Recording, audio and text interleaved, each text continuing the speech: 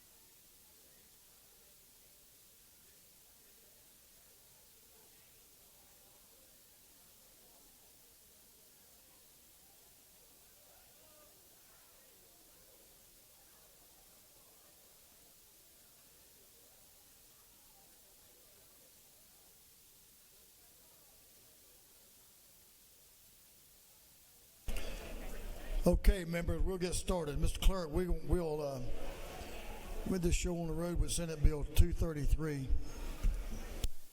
Mr. Clerk, will you read the caption of Senate Bill 233? Senate Bill 233 by Senator Brass of the 6th, to be entitled an act to amend Article 6, Chapter 1 and Title 37 of the Official Code of Georgia annotated relating to Behavioral Health Reform and Innovation Commission so as to revise the subcommittees. This bill having been assigned to the Committee on Public and Community Health, that committee recommends that this bill do pass.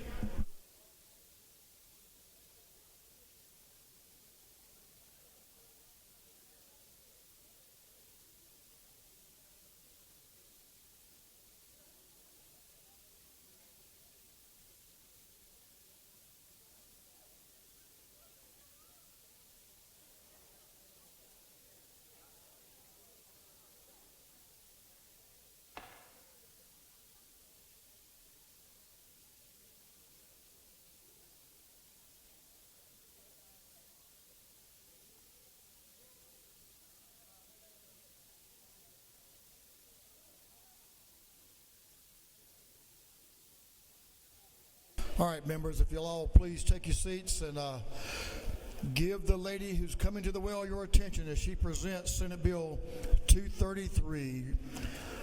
Representative Sharon Cooper is recognized to present Senate Bill 233. Chair Lady Cooper.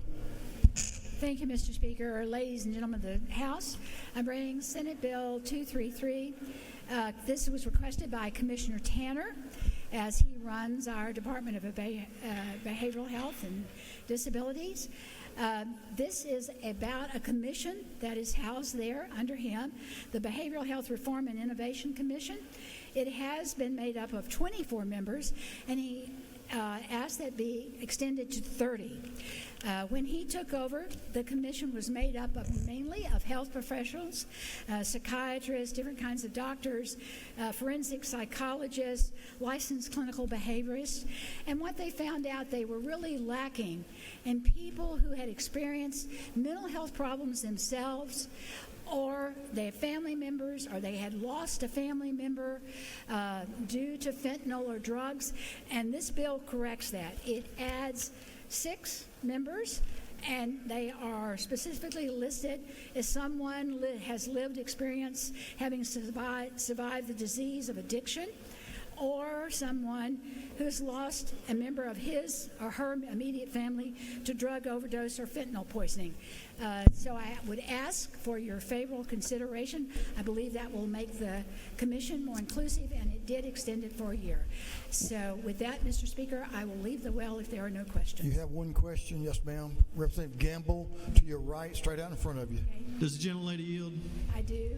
Is it not true that Commissioner Tanner and the Georgia Council on Recovery have been very instrumental working with you and so many of us on this piece of legislation? This is good for all of those Georgians, over 900,000 Georgians that are in recovery, and we certainly want to see that number increase, and this will help to do that. I appreciate the question from the member. What you say is certainly true, and Commissioner Tanner has been doing an excellent job, not just about on mental health issues, but also with our disability community. So once again, I will yield the well and ask for your favorable vote. Thank you.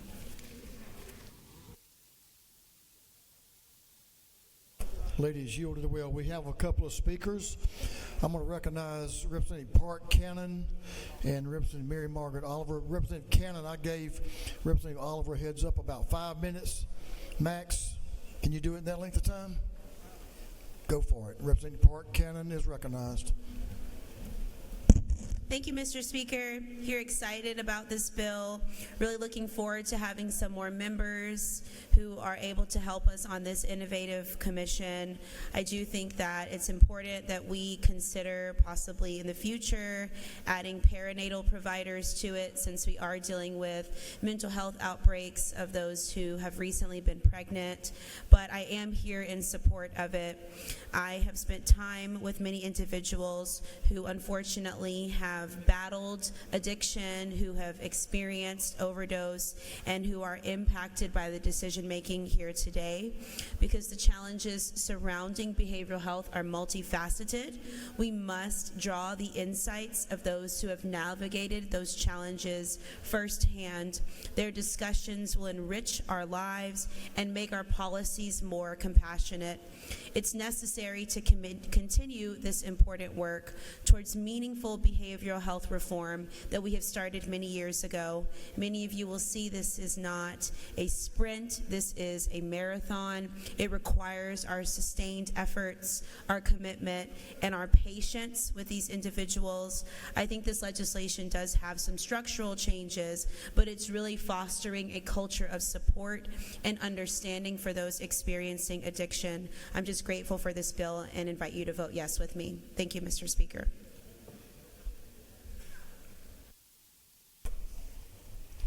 Thank you for your comments. Ladies, yield to the will. Representative Mary Margaret Oliver is recognized to speak to the bill. Thank you, Mr. Speaker. I also rise in support of Senate Bill 233. I've had the privilege of serving on this commission for several years. And for those of you that might be new to the House, I'd like to tell you why this particular effort has been uniquely successful, with the support of the governor, with the support of the Speaker, and with the support of the Lieutenant Governor. You may be aware, I think you are aware, that this effort began under David Ralston, who came forward and told us members that he was tired of not being able to help the folks in his district with serious mental illness. He always said the same thing. He always said he was tired of not being able to help people. He said that his wife always told him that you've got to help people and not only think about elections. He said we're going to pay for what we do as we go, and he said it's going to be bipartisan. And he stuck by that, and others have stuck by that too. The reason this has been successful is that there was a unified effort of leadership. We have, over the last 4 years, contributed over $500 million of new mental health monies. That's prior to whatever we'll make some progress with, hopefully, in this fiscal year 26 budget.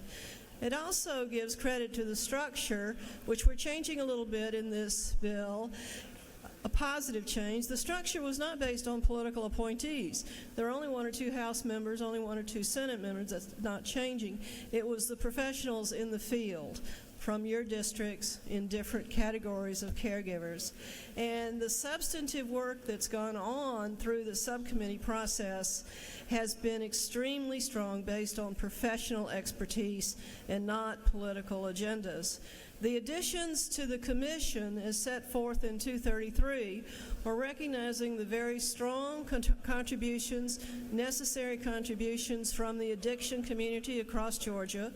This has always been a mental health and addiction commission effort, and the addition of additional addiction-related professionals and addiction-related family members is strong. We also are having an ongoing discussion. This is coming out of CHOA. It's coming out of your healthcare providers. What's the difference between the developmentally disabled and the mentally ill? And that conflict in some cases, that combined diagnosis in other cases, has reached us, and we are, particularly with leadership that's coming in a wide variety of ways, from the settlement of the civil rights case in relation to the services to the developmentally disabled. This is a strong addition to the very strong history and basis. We're extending the commission for 1 year. Many commissions I've served on, I've only served 1 year. They may or not even met, but this commission is unique, and I ask for your support, particularly the support of Commissioner Kevin Tanner, who as a good leader does many, many hours of work, if not most of the work on this commission. Thank you, Mr. Speaker.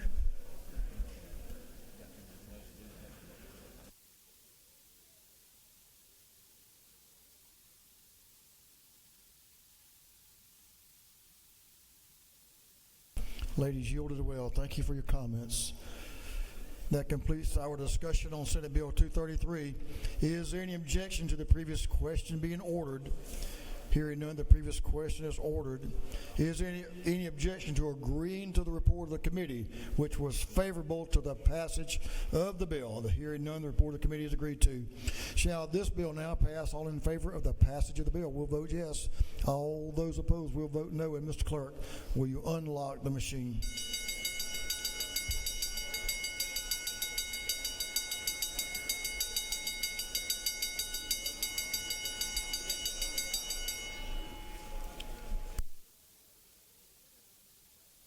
Have all members voted?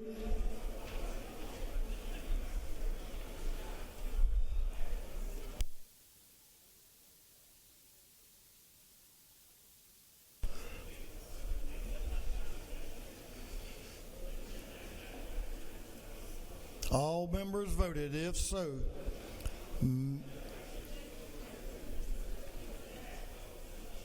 Mr. Clerk, will you lock the machine? On the passage of Senate Bill 233, the yeas are 164, the nays are 2. This bill, having received the requisite constitutional majority, is therefore passed. Mr. Clerk, will you read the caption to Senate Bill 9, SB 9?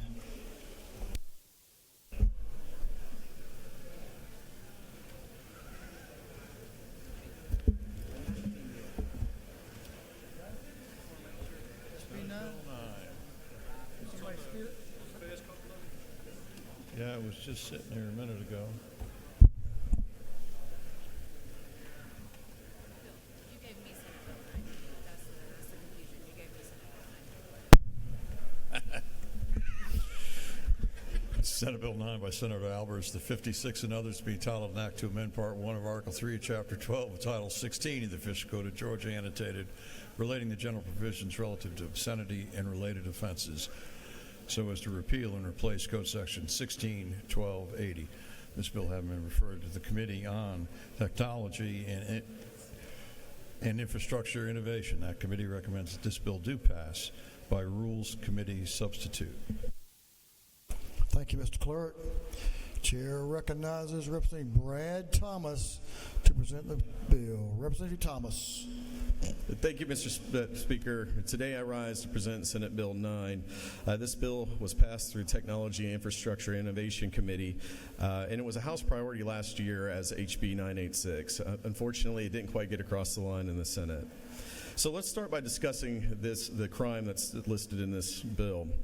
In order to be found guilty of fraudulent election interference, you have to meet the following criteria, and I'm going to talk through them by line items. Line items 38 for 43 defines who this applies to and is specific to political organizations. We've roughly estimated that this actually would apply to somewhere between 2,000 and 4,000 people statewide.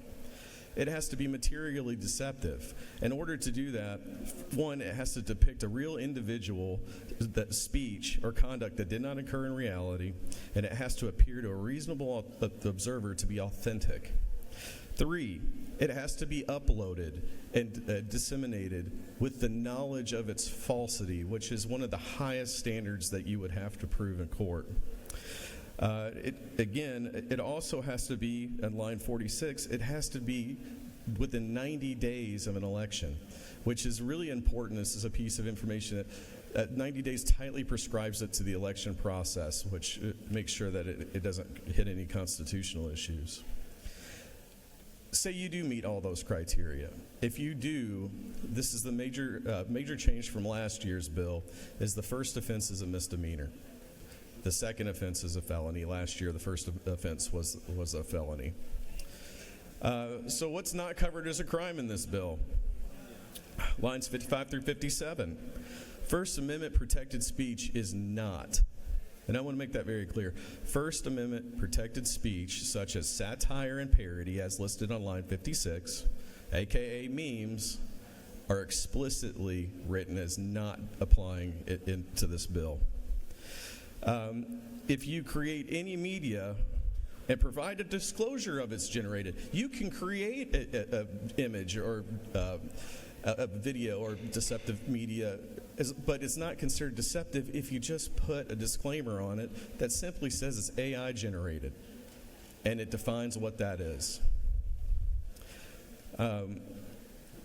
So here's another one that I got. I hate to tell y'all, but people like me might need a little bit of help looking good visually. Thank you. And we may use AI to make us look a little bit better in particular media. This is explicitly, once again, lines 134, 136. Minor editing is excluded from this bill. And again, if you can create content 97 days out, and it's not affected by this bill. And I want to make something else clear. This is about visual and audio files. So text that you create, say you use an AI and you create text, that is not included in this bill. It's just visual and audio. So let me boil this down for y'all. If you get accused of a misdemeanor first offense in this is what you would have to do.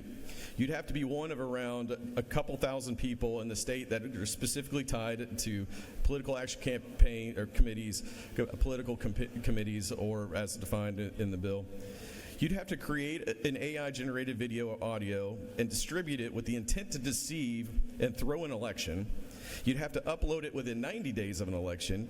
You didn't put a simple disclaimer on it that said it was AI generated, and it had to be the level of quality that it was to deceive to deceive electorate. And with that, Mr. Speaker, I feel like I've presented the bill. I'd be happy to take questions. Gentleman has a couple of questions. Representative Lisa Campbell to your left is recognized for a question. Thank you, Mr. Speaker. Does the gentleman yield? I do. Can you just verify first what LC number we're looking at? 492385S. No. I'm honest. Okay. I got the. It may be LC 5. You know what? I'm sorry. I know You wanna try so another well I one? grabbed the wrong one. It's a different. Thank you, Let Representative me- Williams. Although I would tell you my bill number is correct that I presented. It's LC 560401S. Oh, one is. Okay. Yes. Thank you. And will you accept another question, please? Absolutely. So I just want to make sure I understand any and all use of AI in campaign materials, regardless of the scope and span, is allowable as long as there is disclosure. I would say it's even more tightly prescribed than that. Within 90 days of an election, it's completely fine. It's not deceptive if you put a label on it that says it's AI generated. So, thank you. And then minor editing. Would something like, if you are using AI on yourself or someone else, say you edit a facial feature, would that be considered minor editing or not? No, because it doesn't change the substance of the actual image in and of itself.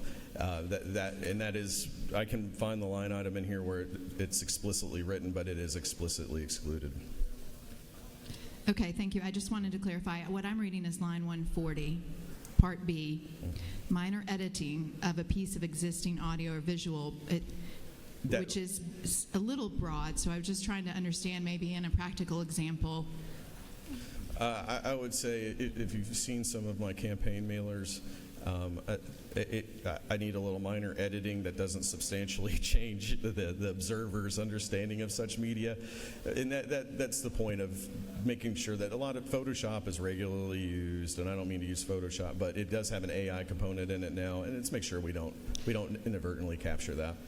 And would you allow just a tiny bit of a further clarification on this? Sure. My question is really trying to understand, in past campaigns, we've seen in oppositional advertising changes to your opponent's features, not your own, your opponent's. Would that be considered minor?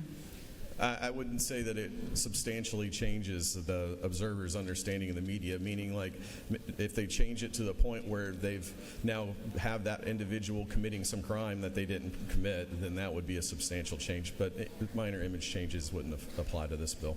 Thank you. Yep. Gentleman, you, Representative Rice to your left, is recognized for a question. Thank you, Speaker. Do you yield? I do. Is it not true that by defining and criminalizing the use of materially deceptive AI-generated media and campaign advertisements, this bill helps protect the integrity of Georgia's elections and ensures that voters receive accurate information? I would agree with that. And you know, we talked a lot. What people don't realize is we spent a significant amount of time on this last session. With regards to making sure that we did not feel in any way we infringed on First Amendment rights. But if we have multiple videos of elected officials that have deceptive material in it, and there's no possible way to identify actually, I would ask you, whose First Amendment rights have been taken away? If no one can believe what you see, then whose First Amendment rights has actually been taken away? It's been the person that did something that was proper, or operated within the bounds of what the law is. This is just simply to say that it's to let the electorate know that what they have is AI generated or it happened in reality, and I think that that's an acceptable place to be in a First Amendment situation. And thank you for the question. You have one more question if you want to take it, and then we have some speakers on the bill. Yes, Mr. Speaker, I'd be happy to take any questions. Representative Jasmine Clark to your left is recognized for a question. Thank you, Mr. Speaker. Does the gentleman yield? I do. All right, so we had this conversation a couple of times. We did. About the 90 days. And I understand that the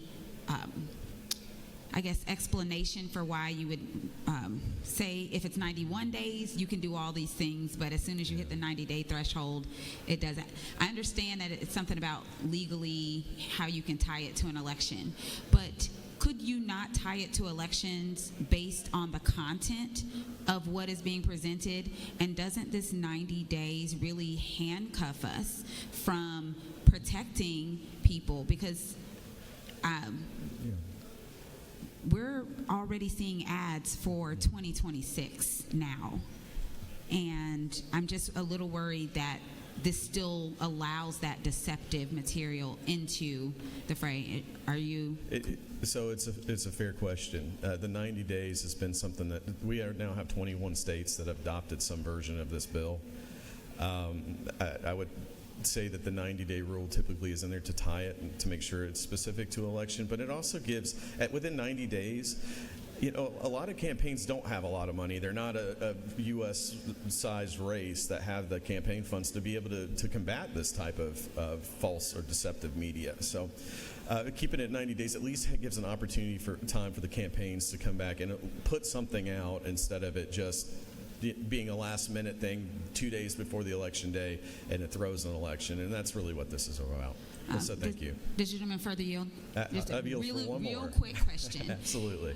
I understand that, but I think what you just said is what my concern would be. If a campaign that is very well funded has 300 days, or whatever 365 minus 90 is, I don't feel like doing math. They have that many days to make deceptive materials about you, and then it's just a 90-day moratorium. How do you undo that damage?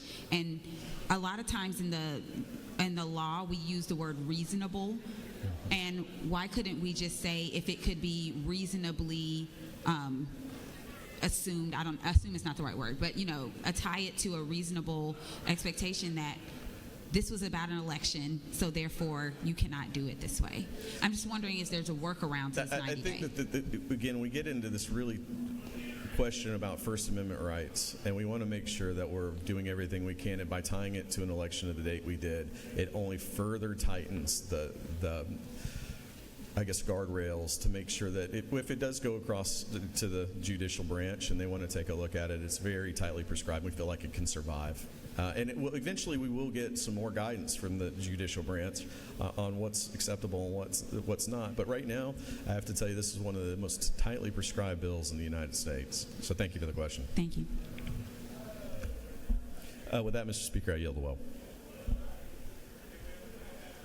Gentlemen, is yielded the well. That completes the initial comments on the bill. We have some folks signed up in favor of and those are opposed. I'm going to recognize Representative Charlie Byrd to speak to the bill. Representative Byrd, give the lady your attention, please.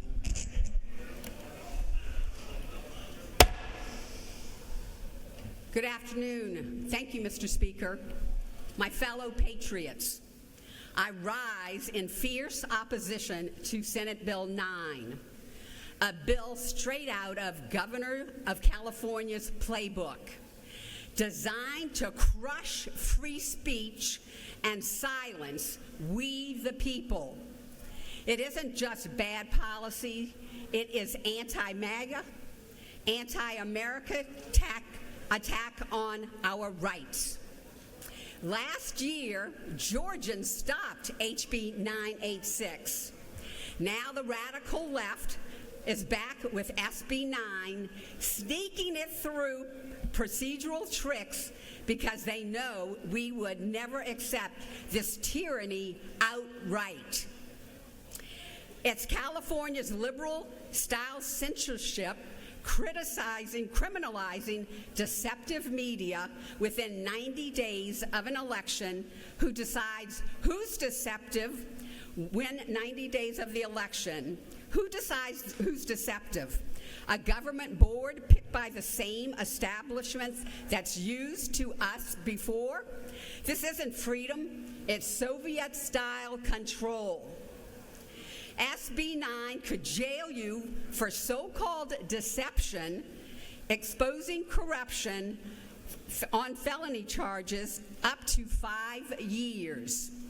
We already have deception laws for lies that harm. This is silencing dissent, plain and simple. If it passes, Georgia becomes like California. Dissenters in handcuffs. To my Republican colleagues, do you want to be the ones who brought California liberalism agenda here to Georgia? This is about liberty itself. It is not voting no. I'm rejecting this unconstitutional assault on the First Amendment with everything I've got. When we come for our first speech, free speech, I am never going to stop fighting. Mr. Speaker, I yield the well. The lady has yielded the well. We have several other speakers on the issue. I'll recognize Representative Tran for comments on Senate Bill 9. Representative Tran. Thank you, Mr. Speaker. Ladies and gentlemen, I rise today in favor of SB 9.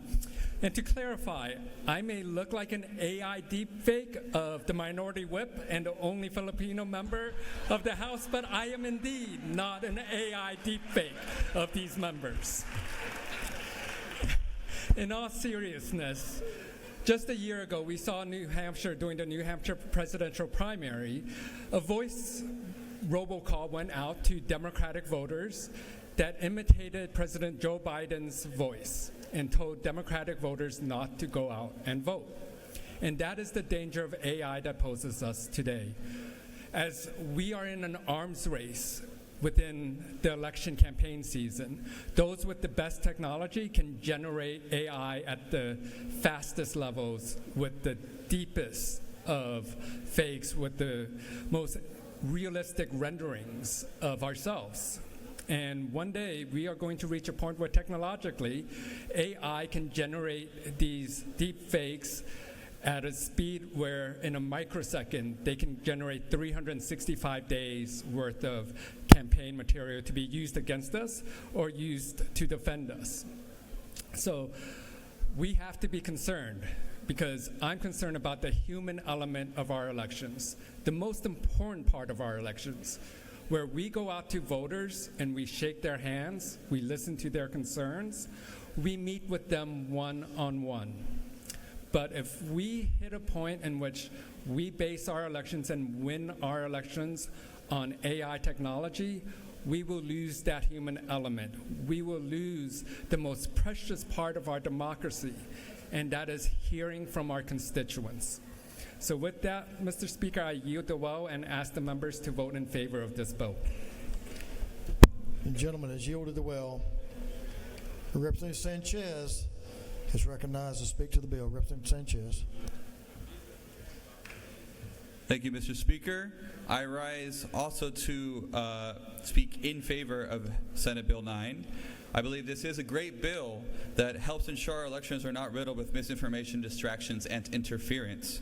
In fact, I was actually talking to my family just the other day about this, why we don't have labeling of AI when you see it on social media, and I'm glad that this bill has this measure in it to help with that, because a lot of people struggle to differentiate between something that's AI and something that's real, and that can have a huge impact on not just on our elections, but on daily life in general.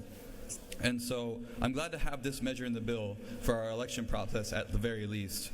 I know some of my colleagues brought up legitimate concerns about the 90-day window, and I do agree that it should be longer, but I do think we have to start this now, because we currently have elections right now. In my county, we have a special election in less than a month, right? And so we have elections this November as well. So we need to do something as soon as possible around this issue, because it's a growing in intensity and in danger. And just in general, in regards to artificial intelligence, we have to remember that, there's a lot of great uses for this technology, medical uses, efficiency in certain sectors, but we always have to make sure when new technology emerges that we balance with the good and the bad that comes with every new technology. We have to make sure that we keep Georgians safe and well informed, especially in the times that we're in right now. I believe we need to make sure we target our use of AI to only where it's truly needed, because as many of you know, AI has become a huge drain on our energy and resources, specifically when it comes to electricity demand and water consumption. And so it is a great tool, but some studies have actually shown that just to train the model of these kind of technology, like OpenAI's GPT-3, it consumed over 1,200 megawatt hours of electricity, which is the equivalent of powering 120 homes in 1 year. A carbon dioxide emission of 552 tons. The study was funded by Google, who is implementing their own AI program, so it might even be undercounted. Throughout our history, we have seen new technology emerge that makes life easier. But with every invention, we must learn the consequences of unchecked, unregulated use. Our environment, our air, our water cannot be disregarded in the pursuit of turning our family photos into Studio Ghibli characters. If you get that reference, you're a real one. Once again, I support this bill as a great first step in setting up guardrails for this important emerging technology.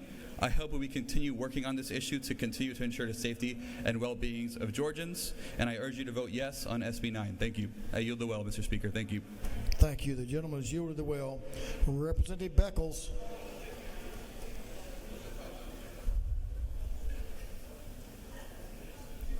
The lady is recognized to speak to Senate Bill 9.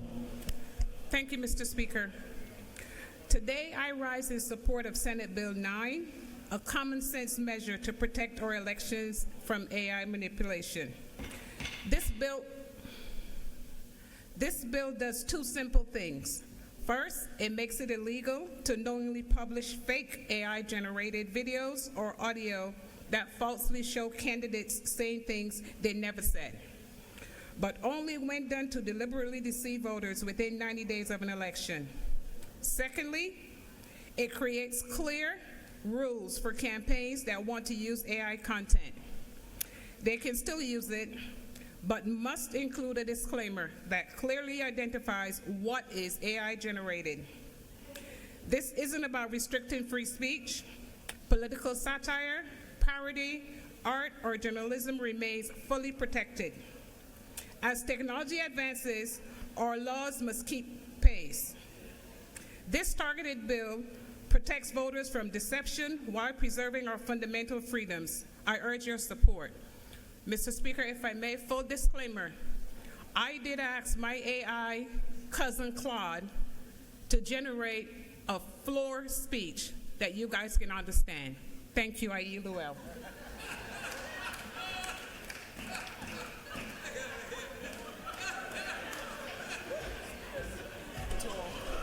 Thanks, Claude.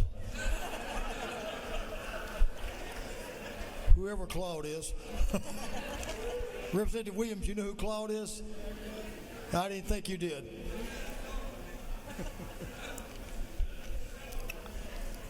Chairman Todd Jones is recognized to speak to the bill. Representative Jones. Thank you, Mr. Speaker. Vance, I have your blue sheet up here. I'll bring it back for you.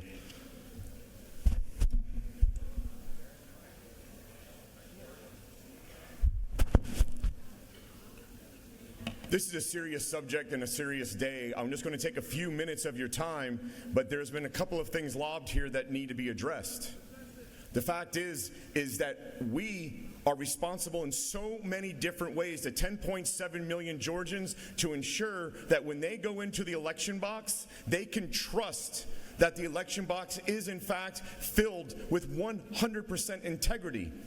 We always argue about whether or not there should be paper ballots, machine score. We talk about audits. We talk about everything about what the voting process is. But I would argue with you, the most important thing we can do for our constituents is to ensure that when they go into that box, when they are saying to themselves, I'm going to cast the ballot for this individual or for this referendum, the most important thing we can do for them is make sure that we have given them accurate information. We cannot live in a world where our constituents, 10.7 million Georgians, almost 6 million voters, are asking themselves, what I just saw, is it real or is it not real? At that point, the integrity of the election, no matter if you fall on paper ballots or machine ballot, is gone. We have to be able to vote towards what we know to be right. And let's talk about American. We talk about the Constitution. The Constitution speaks to the idea that if an individual is charged with something, they will face a jury of their peers. This does that. But it does it in such a way that it has the most loftiest bar. They must do it with specific intent. It must be proven that they knew the falsity of it. They must have taken the action to download that video or that image. And it must be done in such a way that a reasonable person, a reasonable individual would say, this is in fact something that would affect the election or affect the integrity of the election or the administration of the election. So I ask you this. Alabama, our sister to the west, and 21 other states, but I'll focus on Alabama, have taken the exact same language and unanimously put it through both chambers, and a Republican governor signed it. A previous speaker spoke to the idea of liberty. We can all go on, and I'm sure many of you have, in your election, in your town halls, and any comments that you make to your peers and to your constituents, all about liberty and the fact that you've been called to serve in this chamber. You were called because you believed in the Constitution and you believed in making sure that everyone has the opportunity to in fact pursue life, liberty, and the pursuit of happiness. What this document does is ensure that everything that our constituents see is in fact something they can in fact take to the bank. And I ask you to support this bill. I ask for your favorable consideration. And Mr. Speaker, I yield the well. The gentleman has yielded the well. That completes our discussion on Senate Bill 9. Is there any objection to the previous question being ordered? Hearing none, the previous question is ordered. Is there any objection to withdrawing the committee's substitute? Hearing none, the committee's substitute is withdrawn. Is there any objection to adopting the substitute offered by the Committee on Rules? Hearing none, the Rules Committee substitute is adopted. Is there any objection to agreeing to the report of the committee, which was favorable to the passage of the bill? Hearing none, the report of the committee is agreed to. Shall this bill now pass? All in favor of the passage of the bill will vote yes. All those opposed will vote no. And Mr. Clerk, will you unlock the machine?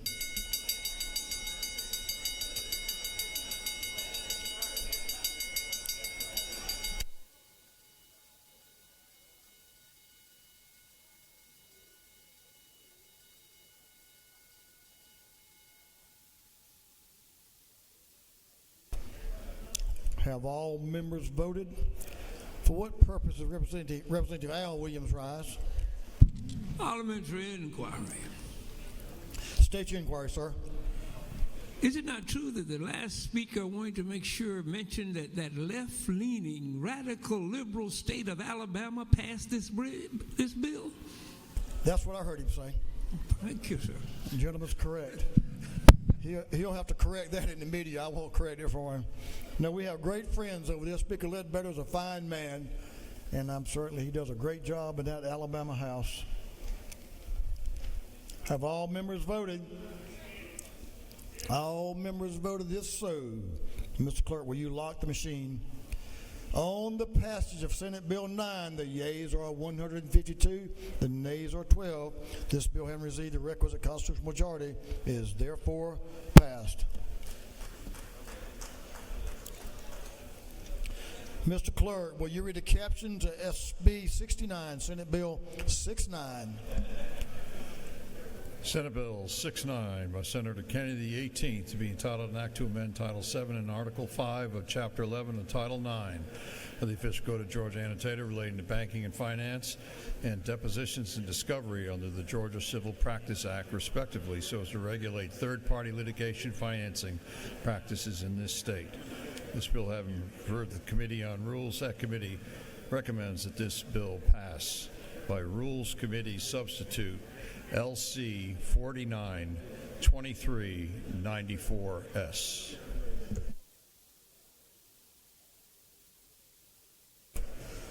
Representative James Burchett is recognized to present Senate Bill 69. Representative Burchett.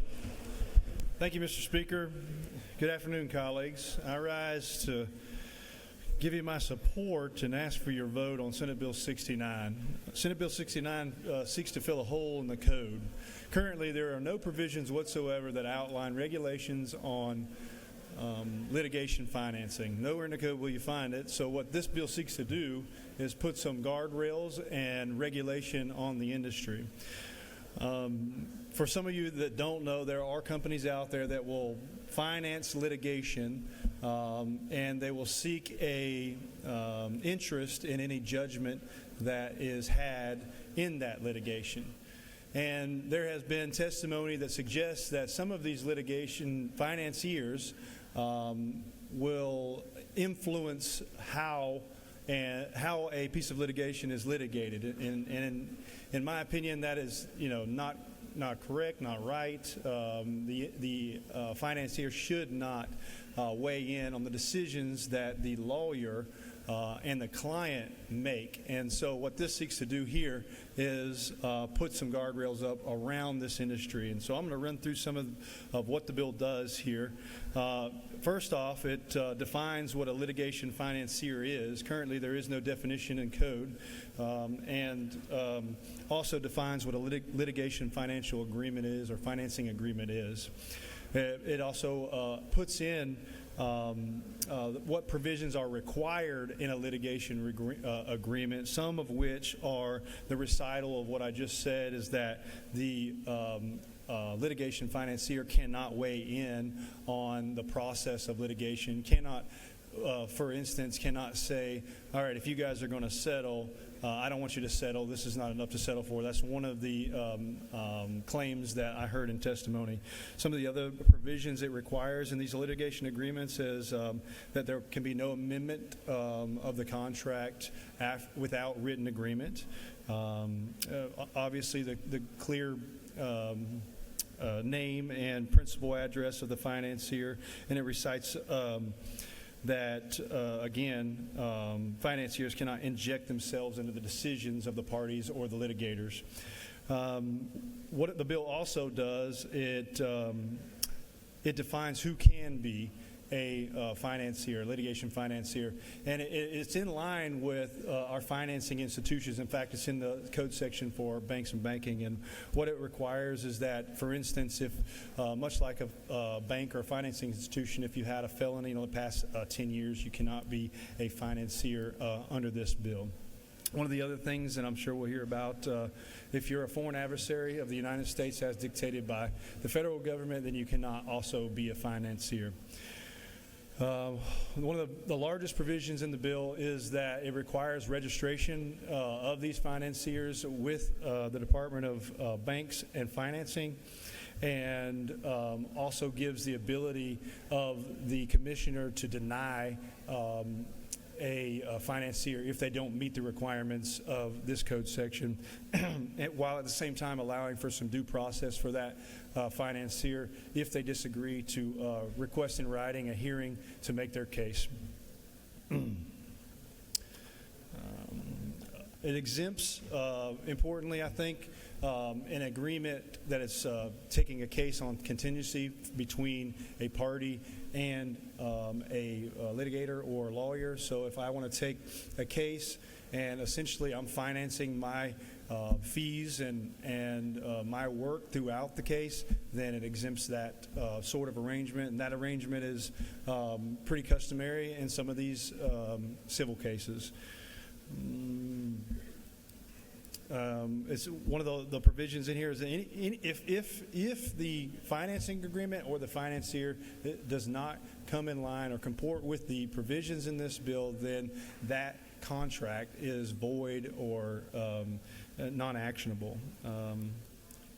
Discoverable. And then lastly, it says that any of these agreements are discoverable in litigation. So as a defendant, if a plaintiff is utilizing financing, then they can discover both the terms of the contract and what the contract is. So if I'm litigating against the party as the plaintiff, then I could discover whether or not, as a defendant, I can discover whether or not the plaintiff is utilizing a financier and then how much that financier is financing of this litigation.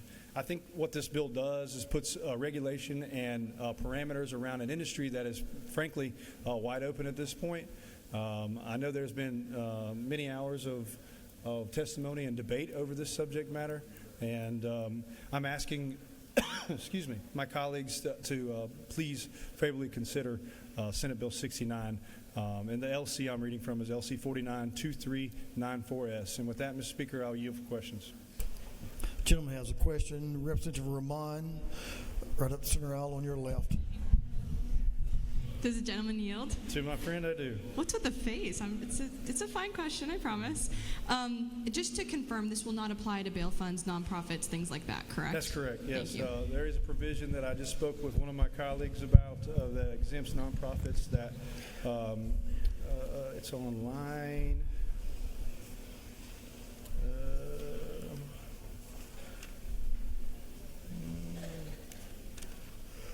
Line 372.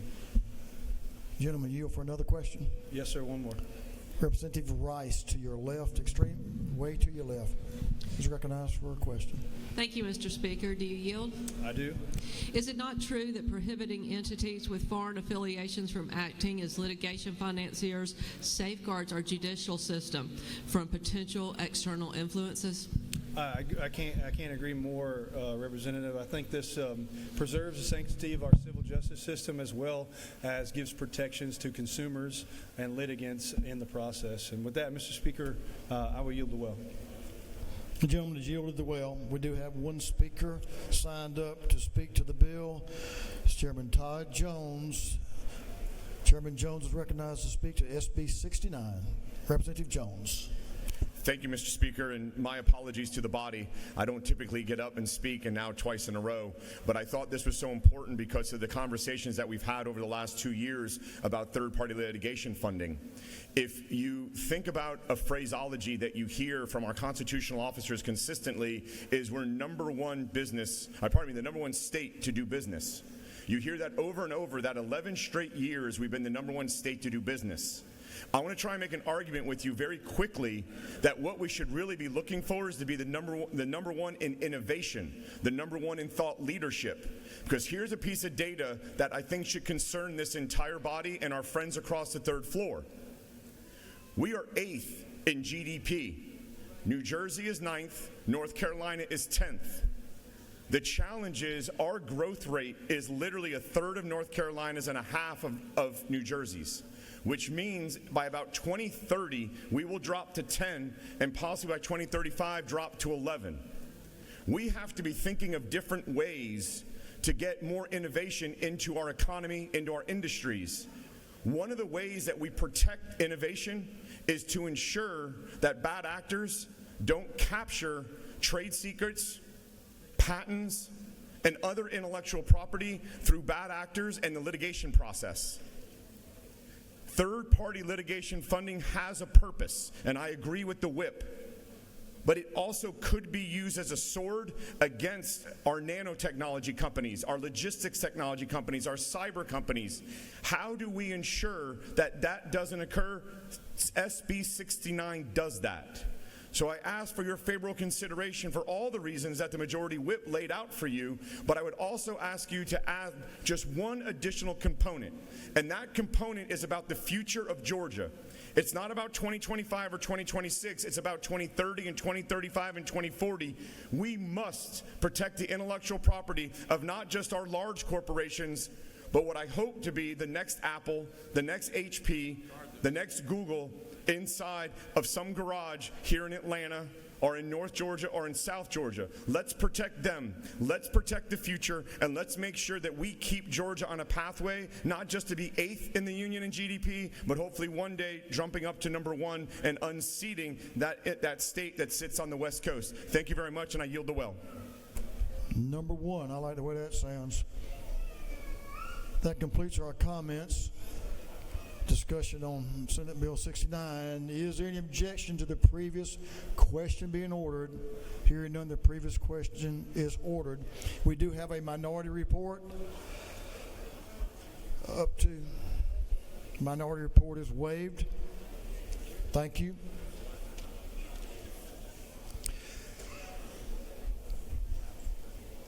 Is there any objection to withdrawing the committee substitute?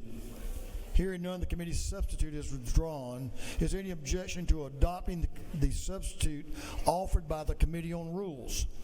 Hearing none, the Rules Committee substitute is adopted. Is there any objection to agreeing to the report of the committee, which was favorable to the passage of the bill? Hearing none, the report of committee is agreed to. Shall this bill now pass? All in favor of the passage of the bill will vote yes. All those opposed will vote no. And Mr. Clerk, will you unlock the machine?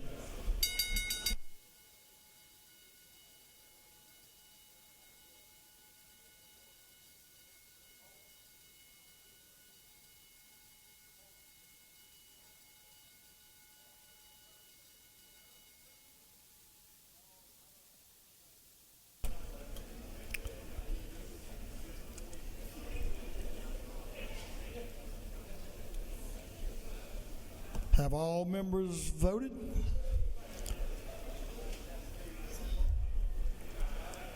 All members voted? If so, Mr. Clerk, will you lock the machine? On the passage of Senate Bill 69, the yeas are 98. The nays are 69. This bill, having received the requisite constitutional majority, is therefore passed.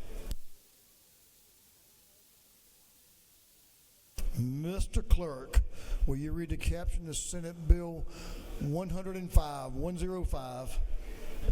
Senate Bill 105 by Senator Anna Duarte to the 31st and others to be entitled an act to amend Chapter 50 and Title 43 of the Official Code of Georgia Annotated relating to veterinarians and veterinary technicians so as to authorize licensed veterinarians and veterinary technicians to practice veterinary tele-advice. This bill having referred to the Committee on Agriculture and Consumer Affairs. That committee recommends that this bill do pass by committee substitute. Transportation Chair Jaspers recognized to present the bill. Representative Jaspers.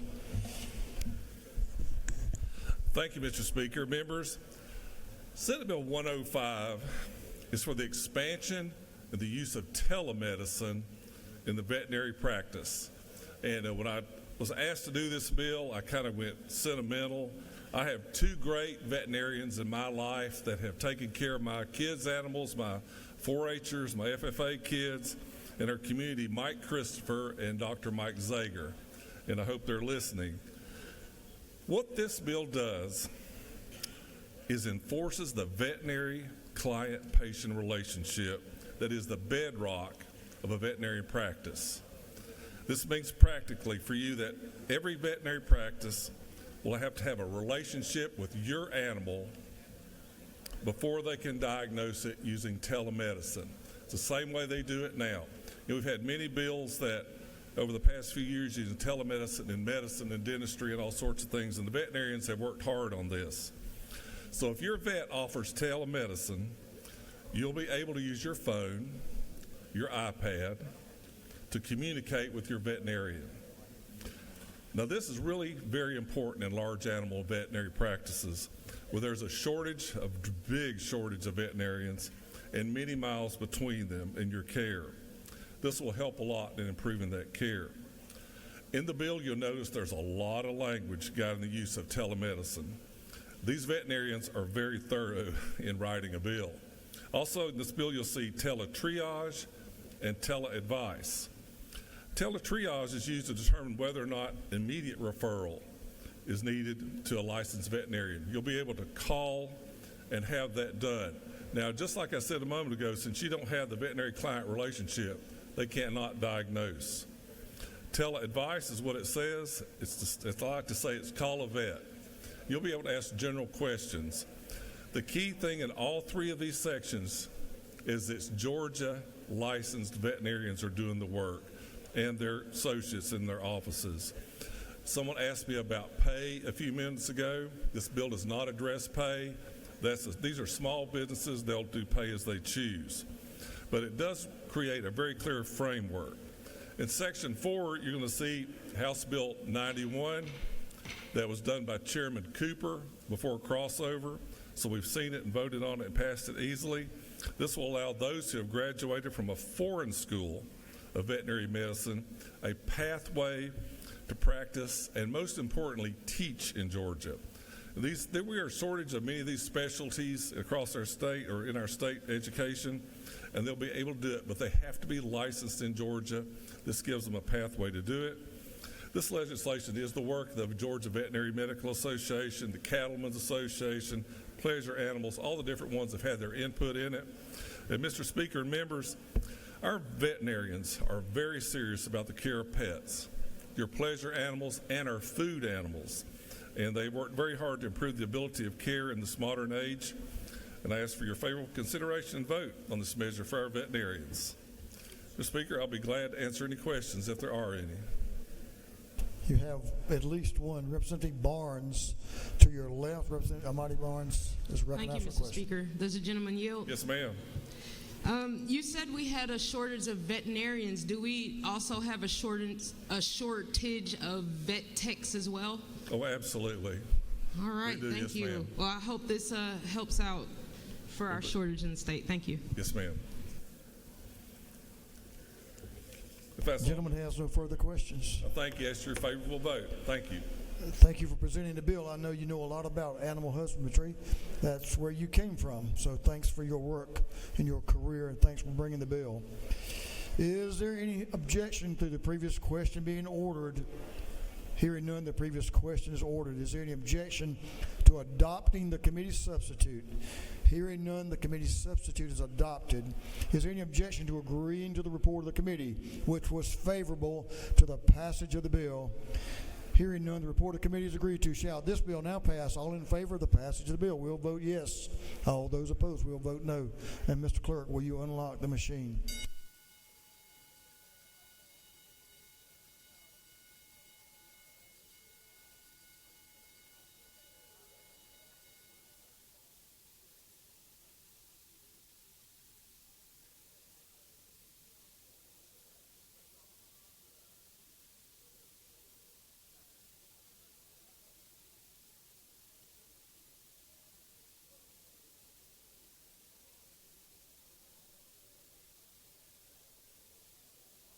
Have all members voted? For what purposes, Representative Buckner rise? Are you trying to say something? She waves. All members voted. If so, Mr. Clerk, will you lock the machine? On the passage of Senate Bill 105, the yeas are 168. 8, the nays are 0. This bill having received the requisite constitutional majority is therefore passed. And Mr. Clerk, will you read the caption to Senate Bill 56.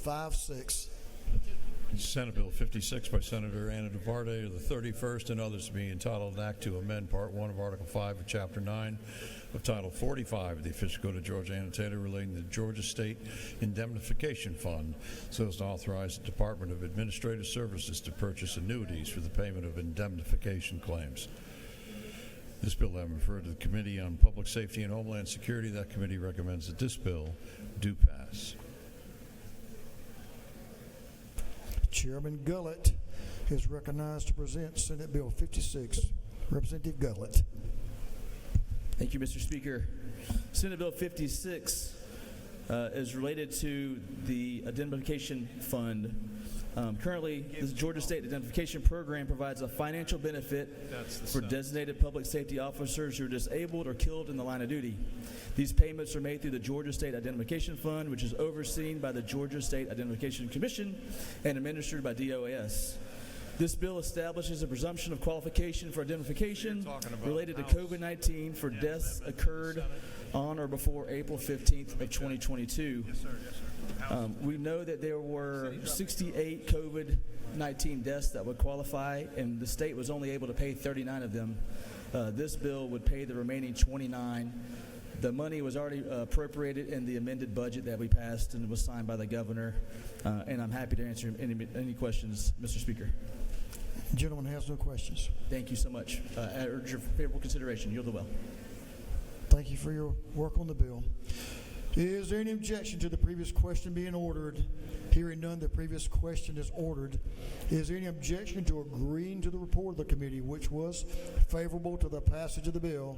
Hearing none, the report of the committee is agreed to. Shall this bill now pass? All in favor of the passage of the bill will vote yes. All those opposed will vote no. And Mr. Clerk, will you lock the machine?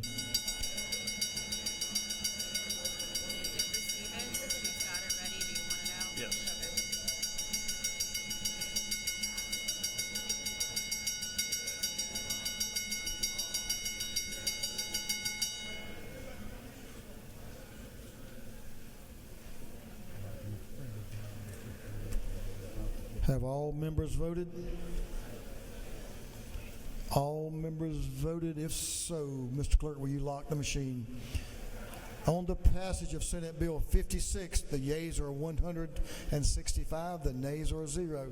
This bill, having received the requisite constitutional majority, is therefore passed.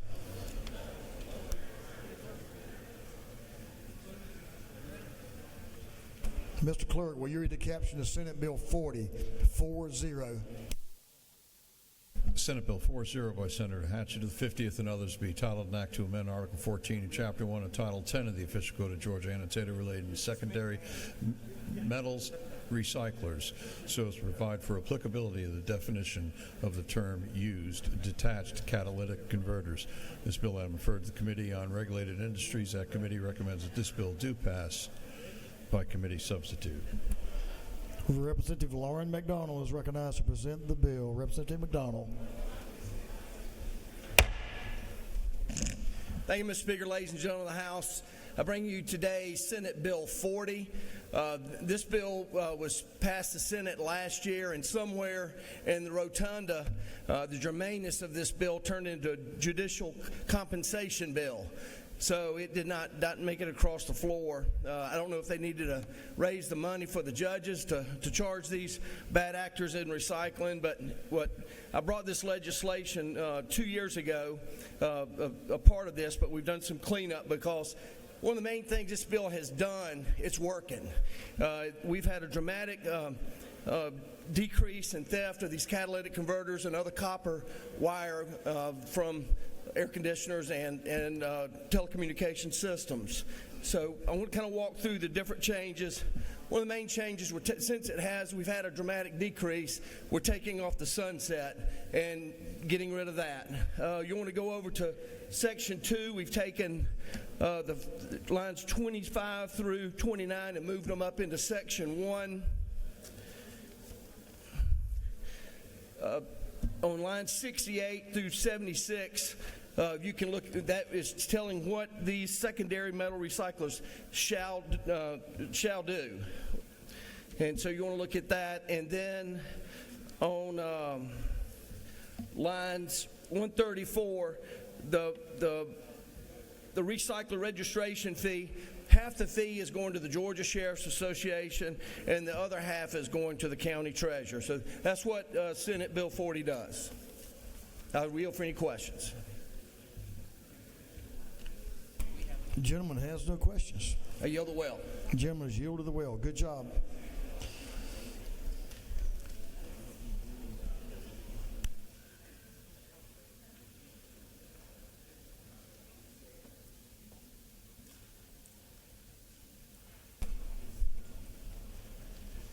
Is there any objection to the previous question being ordered?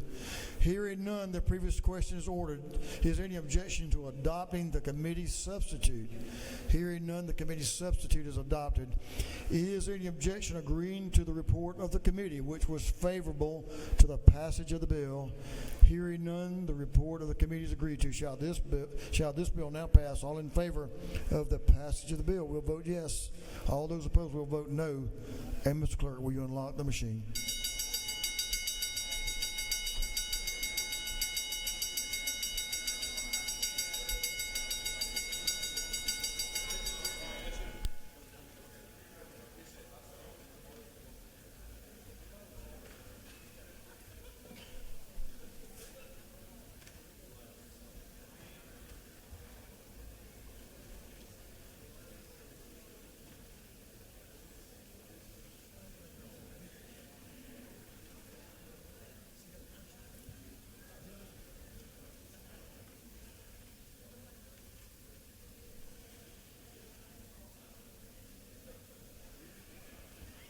Have all members voted? All members voted. If so, Mr. Clerk, will you lock the machine? On the passage of Senate Bill 40, 4-0, the yeas are 159, the nays are 3. This bill, having received the requisite constitutional majority, is therefore passed.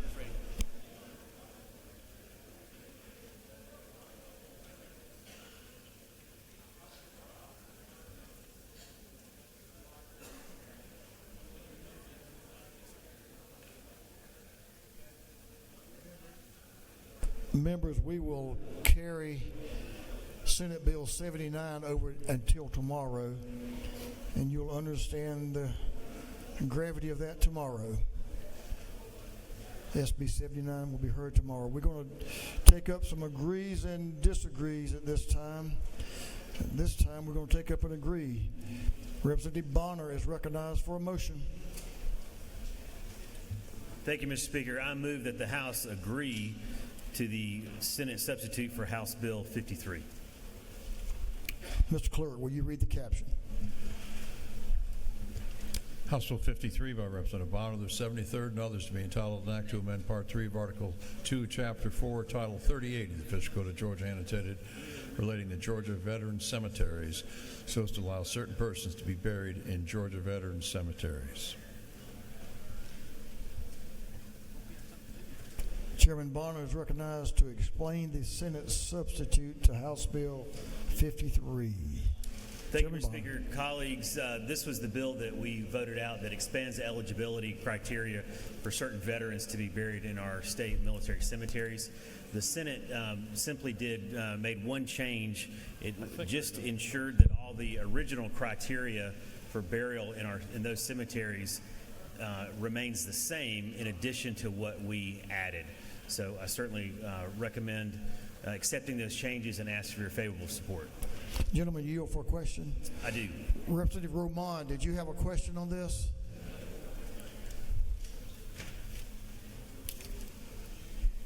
Not on that one. Okay. Gentleman has no questions. Thank you, Mr. Speaker. I yield the well. On the gentleman's motion that the House agree to the Senate substitute to House Bill 53, all those in favor will vote yes. Those opposed will vote no. And Mr. Clerk, will you unlock the machines?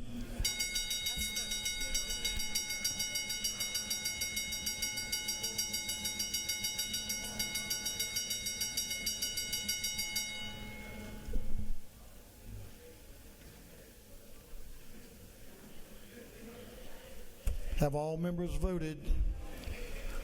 Well, for what purpose does Representative Bell rise? Oh. He waves. All members voted.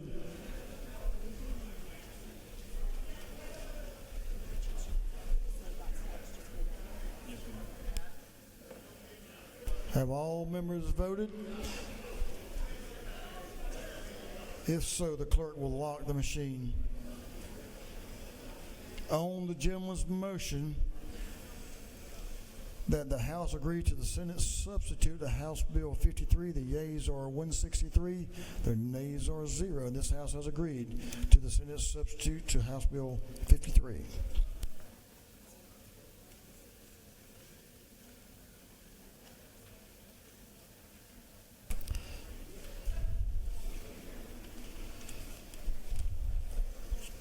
Representative Richardson is recognized for a motion. Representative Richardson. Thank you, Mr. Speaker. I make a motion to agree to the Senate substitute to House Bill 58 as amended by the House. Mr. Clerk, will you read the caption? House Bill number 58 by Representative Richardson, the 125th and others, being titled an act to amend Chapter 1 of Title 6 of the official code of Georgia annotated relating to general provisions relative to aviation, so as to authorize the adoption of local ordinances, resolutions, regulations, or policies that restrict the flight of unmanned aircraft systems over mass public gatherings. Representative Richardson is recognized to explain the Senate substitute and the House amendment. Thank you, sir. The Senate substitute is we removed the public fireworks exhibition or display. The Senate removed that, and we're adding.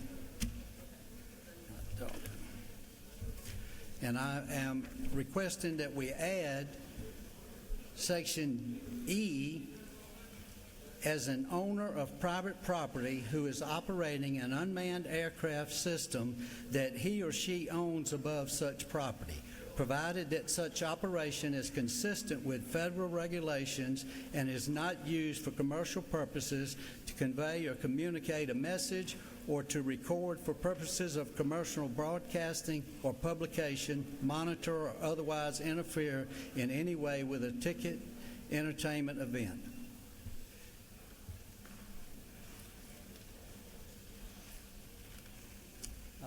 The gentleman has no questions. Thank you, Mr. Speaker. I'll yield well. Is there any objection to adopting the House amendment, which is AM 390466? Hearing none, the House amendment is adopted. On the gentleman's motion that the House agree to the Senate substitute to House Bill 58 as amended by the House, all in favor will vote yes. All those opposed will vote no. And Mr. Clerk, will you unlock the machines?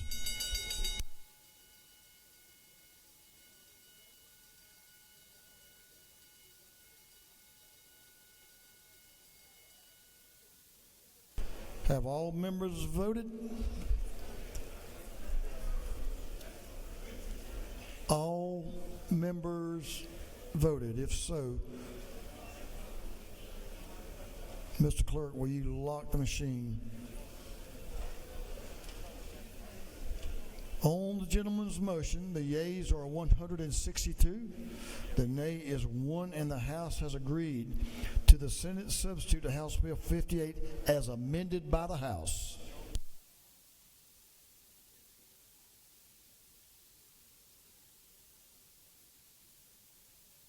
Chairman Blackman is recognized for a motion.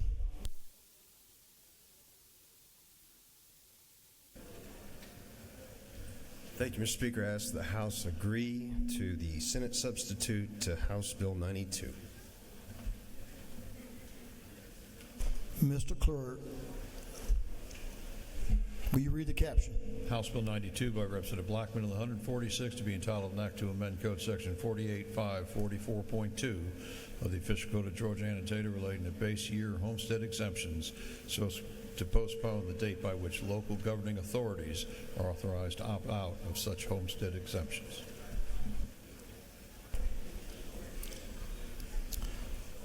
Representative Blackman, will you explain the substitute to House Bill 92? Thank you, sir.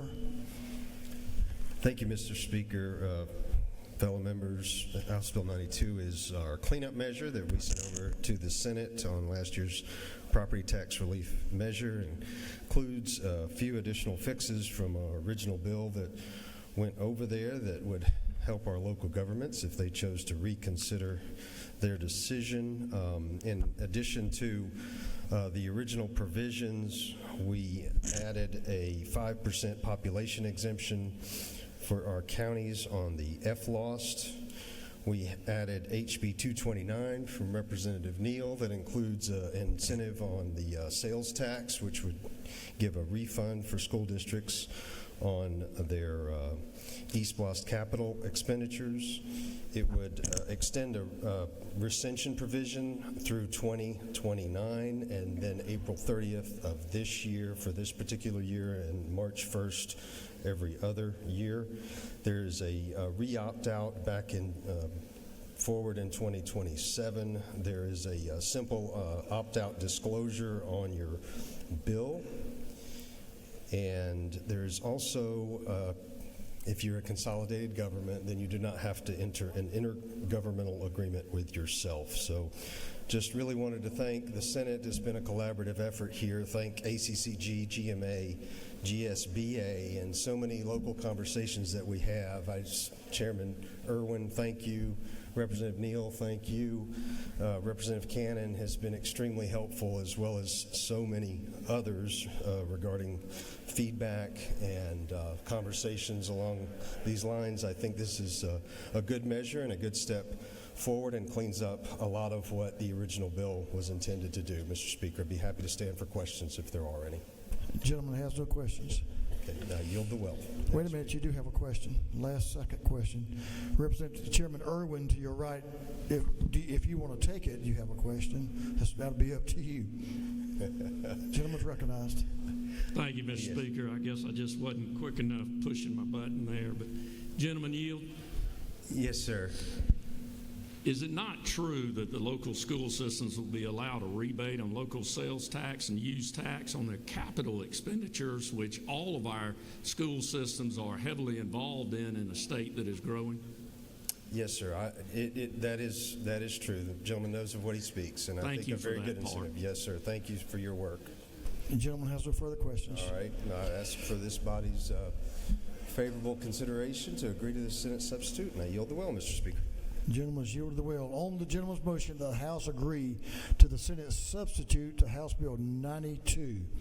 All those in favor will vote yes. Those opposed will vote no. And Mr. Clerk, will you unlock the machines?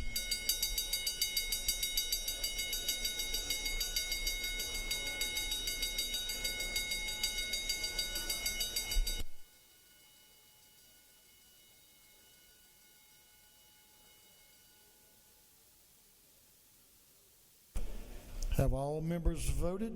All members voted? If so, Mr. Clerk, will you lock the machine? On the gentleman's motion, the yeas are 165, the nays are 0. And the House has agreed to the Senate substitute to House Bill 92.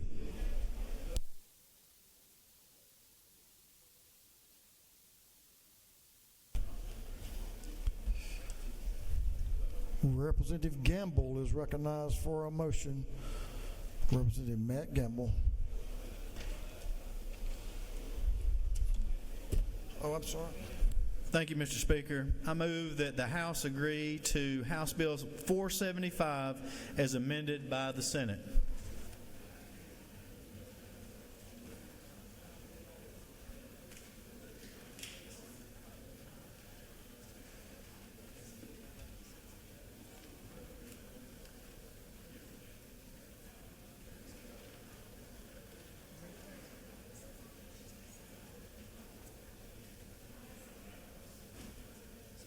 Mr. Clerk, will you read the caption?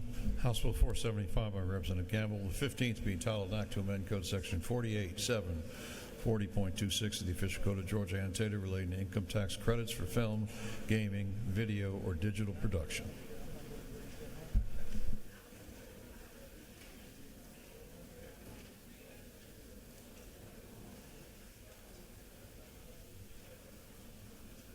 Representative Gamble is recognized to explain the Senate amendment. Thank you, Mr. Speaker. You all have a copy of this in your agree-disagree folder, and this is for the film tax credit bill that we've already passed.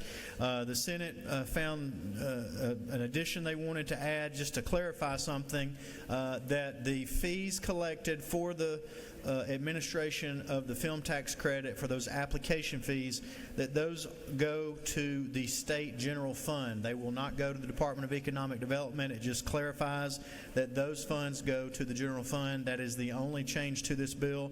I'm happy to answer any questions if there are any, Mr. Speaker. The gentleman has no questions. I would ask this body's favorable consideration, and I yield the will. The gentleman yielded the will. On the gentleman's motion that the House agree to the Senate amendment to House Bill 475.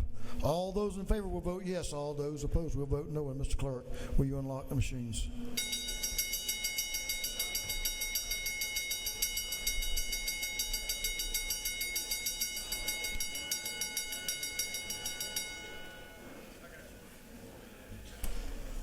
Have all members voted? All members voted? If so,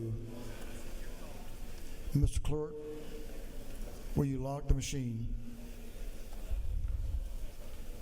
On the gentleman's motion, the yeas are 159, the nays are 2, and the House has agreed to the Senate amendment to House Bill 475.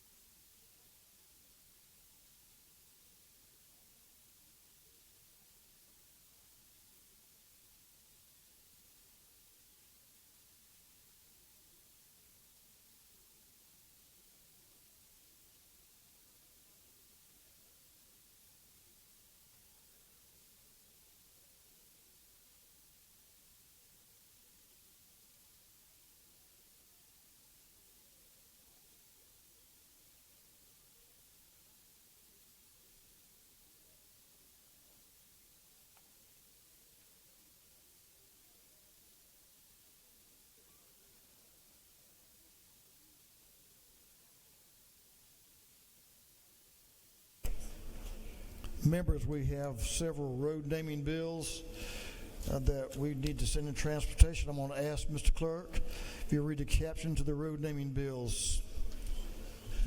Unnumbered House Resolution by Representative Donna Tucci, the 105th honoring the life of Officer Scott Osborne Reiner and dedicating an intersection in his memory. Unnumbered House Resolution by Representative Gilliard in the 162nd, recognizing Mr. Benjamin R. Pelote, Sr., and dedicating an intersection in his honor. Unnumbered House Resolution by Representative Gilliard in the 162nd, recognizing the life of Reverend Dr. Benny R. Mitchell, Jr., and dedicating a bridge in his memory. Unnumbered House resolution by Representative Gilliard, 162nd, recognizing the life of Coach Carl Middleton and dedicating a bridge in his memory. Unnumbered House resolution by Representative Estration to the 104th, honoring the life of Trooper Jimmy Senesar and dedicating a bridge in his memory. Is there any objection to assigning all of these bills to the Transportation Committee? Hearing none, all these bills are assigned to the Transportation Committee. We have several local bills as well that need to be read and assigned. Mr. Clerk, will you read the captions? Unnumbered House bill by Representative Gamble of the 15th to be entitled an act to amend the act creating and establishing a joint airport authority for the city of Cartersville in Bartow County. Unnumbered House bill by Representative Neal of the 79th to be entitled an act to provide a homestead exemption from Clayton County ad valorem taxes. Is there any objection to assigning all the bills that the clerk just read the caption to intergovernmental coordination? Hearing none, all the bills are assigned to intergovernmental coordination. We have several motions that we'll take up to suspend the rules so a bill can be read for the first time and assigned to committee. For what purposes, Representative David Clark, rise.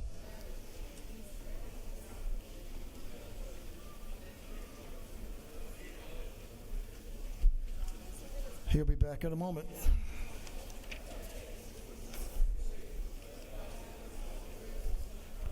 For what purposes, Representative Todd Jones, rise. To make a motion. State your motion. I'd like to waive the rules of the House and have a bill read for the first time. I think we could probably, is it a and bill? assigned to committee. Is it a resolution or a bill? My apologies, resolution. It's a resolution. Mr. Clerk, will you read the caption? Unnumbered House resolution by Representative Jones, the 25th, and others creating a House Study Committee on exploring the potential for humanoids and robotics in Georgia workforce development. On the gentleman's motion that the rules of this House be temporarily suspended so a resolution can be read for the first time and assigned to committee, is the objection? Technology and infrastructure innovation.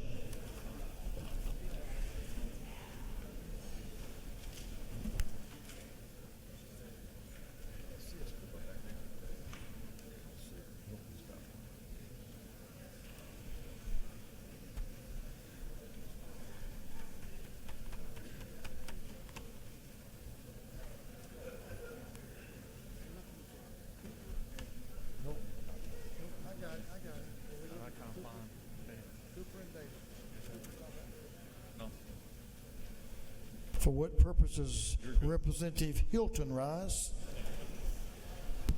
Make a motion. State your motion. I move that the rules be temporarily suspended so that a resolution may be read for the first time and assigned to committee. Mr. Clerk, will you read the caption? Unnumbered House resolution by Representative Hilton of the 48th and others creating the House Study Committee at-risk populations abuse registry. On the gentleman's motion that the rules of this House be temporarily suspended so a resolution can be read for the first time and assigned to committee, is there objection? Human relations and aging.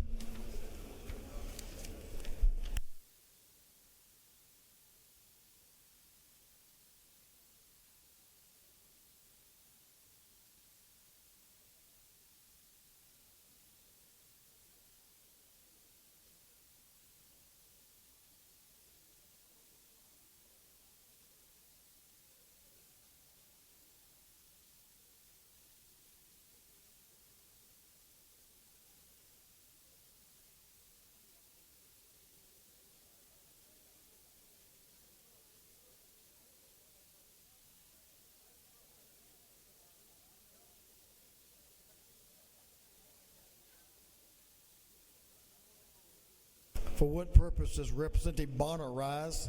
Make a motion. State your motion.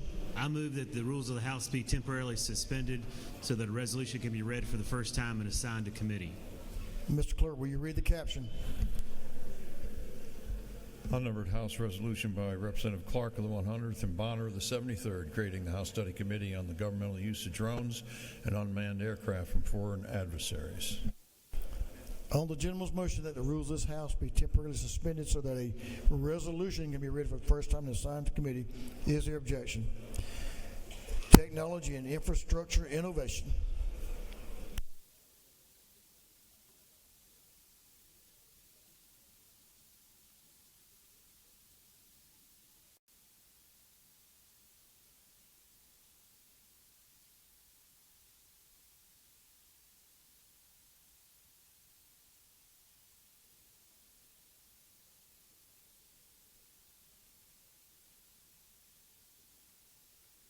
Representative Williams, I'm going to call on you first. Members, we'll have 3 afternoon orders that I'm going to ask you to go ahead and stand as we hear from the first one by Representative Al Williams, Chairman DeLoach, the Chatham delegation, which is Chairman Hitchens, Representative Chaz Cannon, Representative Holcomb, and Representative Griffin. And Representative Bonner. Yeah, Representative Bonner. Any folks who've served in the military. Representative Hefner. Other. We certainly were considering those that served with the third ID, but if there are other veterans, but it was not an exception. We were just talking to people who served in Hinesville, Fort Stewart area, and Hunter Army Airfield. But we welcome any veterans that would like to join us. On yesterday, there were 4 military people missing in Lithuania. We're not certain of their fate at this time, so we're asking this House to go in prayer for their safe discovery, and they may be returned to their families safe and sound. We don't know what the outcome will be, but I do know that the effectual prayers of the righteous availeth much. So prayer is needed now as these folk that fight hard for their country have left their families behind, leaving Fort Stewart and the 3rd Infantry Division, and were joined by former members of the 3rd Infantry Division and certainly veterans from this House. And we'd like to ask for your prayers for them and their families, and hopefully we'll have good news to report in a day or two. May we?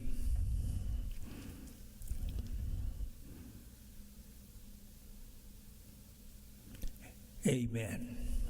Thank you, Thank you, Mr. Speaker. Members, if you remain standing, we're going to recognize Representatives Carpenter, Jason Ridley, Representative Jason Ridley, and Chairman Tarbin. To recognize and condolence for the passing of one of the citizens in their area. Who's going to speak? Representative Tarbin, Chairman Tarbin. Thank you, Mr. Speaker. And Mr. Ridley had to leave quickly, and nothing urgent, but this is a very strange eulogy, I guess I might present. This is a very good friend of mine, and I want you to do something. I want you to remember this name. His last name is Cofield, Cofield, Charles Cofield, from Chatsworth, Georgia. I want you to read his obituary. It's a good read, very unusual. I want to tell you a little bit about Charles. First, I want to condolences to Benita, his wife, and his family. Some special friends in his company that are very special to me. They know who they are. As I heard about this and read, I thought of things in Charles' life that I knew. Boys' Life magazine, of course, Boy Scouts, a Norman Rockwell painting, Tom Sawyer, Newt Rockney, Thomas Edison, John Wayne, and Father Knows Best. Each time I left with Charles, left speaking with him, if I rode in a car with him on a hunting trip or I spent time with him playing cards, I never left that I didn't feel better about humanity, and I didn't feel better about myself. Charles was a mentor, a motivator, and built character among his employees. He will be greatly missed. And I will finish by saying, I'll see you again someday, cuz. Sorry. Every community has people that make it a better place. Charles Cofield was one of those people. He was very accomplished, but what had made him special was his presence when he walked in a room. Whether it was surrounded by millionaires or ditch diggers, Charles, a.k.a. John Wayne, had the unique ability to make you listen. His wisdom and his stories never got old. He invested in people he was having a conversation with, and mentored countless of business owners in Northwest Georgia and around the world, including myself. It was an honor to be his breakfast cook for 25 years.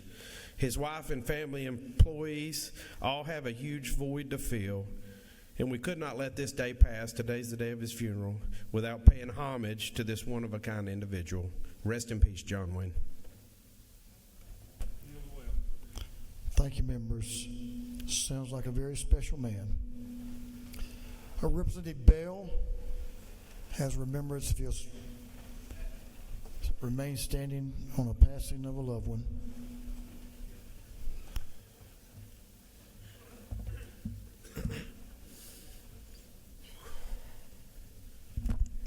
Thank you, Mr. Speaker, for being acknowledged. Colleagues, I feel like I've been keeping a secret. My grandmother passed on March 9th, and I just would like to give her a moment for remembrance. Reverend Church was deeply influenced by her family's values of hard work and education, with her laboring father as a Pullman porter that provided for her family and her mother, ensuring that she had an academic foundation, beginning at Spelman College Nursery School. She pursued her education through segregation, excelling at Ashby Street School, Booker T. Washington High School, and later earning a bachelor degree in arts and a bachelor degree in biology and a minor in mathematics from Spelman College at the age of 20, and earned her master's degree in library science from the Atlanta University as a fellow of the Andrew Carnegie Library. She embarked on a distinguished career in library science, beginning at Howard University. Reverend Church was a dedicated civil rights advocate, supporting her husband, Dr. Roy C. Bell, and her cousin, Dr. Martin Luther King Jr., specifically in the work with the Southern Christian Leadership Conference, and instrumental to the desegregation of Grady Memorial Hospital. But her life kept unfolding. At 57, she became a real estate broker. At 74, she became an ordained minister. At 77, she earned a doctorate in ministry. And at 90, she was still driving the church, housing the unhoused, and dancing through life with style and grace. Even in her final years, her sharp mind and humor and quick, and her faith was unwavering. Reverend Church has left no dreams unpursued, no lessons unlearned, and no love unexpressed. Her tenacity and prayers and legacy live on with us. She kept unfolding until the day of her life and had completed her masterpiece. Earlier this year, I gave you all a book, and if you please continue to stand with me if I read a prayer.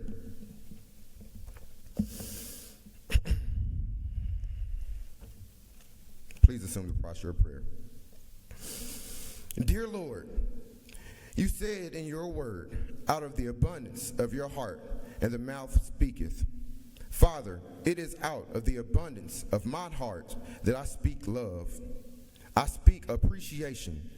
I speak thanks. I speak joy. I speak blessings. I speak peace. I speak good success. I speak victory. I speak prosperity. I speak hope.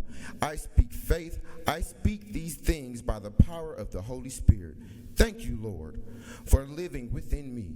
For your words say, greater is he that is in me than he that is in the world. Thank you, Lord, that I can do all things through Christ who strengthens me. I know the Lord is in you. I know the Lord in you. I live and move and have my being. I give all the glory and honor to you. It is in the precious name of Jesus I pray. Amen. Thank you, Mr. Speaker. I yield the will. The memorial service will be tomorrow at the Word of Faith Cathedral at 11 o'clock. The visitation will be at the Murray Brothers Funeral Home this afternoon. Thank you. Thank you. Nothing like having a wonderful grandmother, and sounds like you had one as well. Our condolences to the family. Representative Park Cannon is recognized for an afternoon order.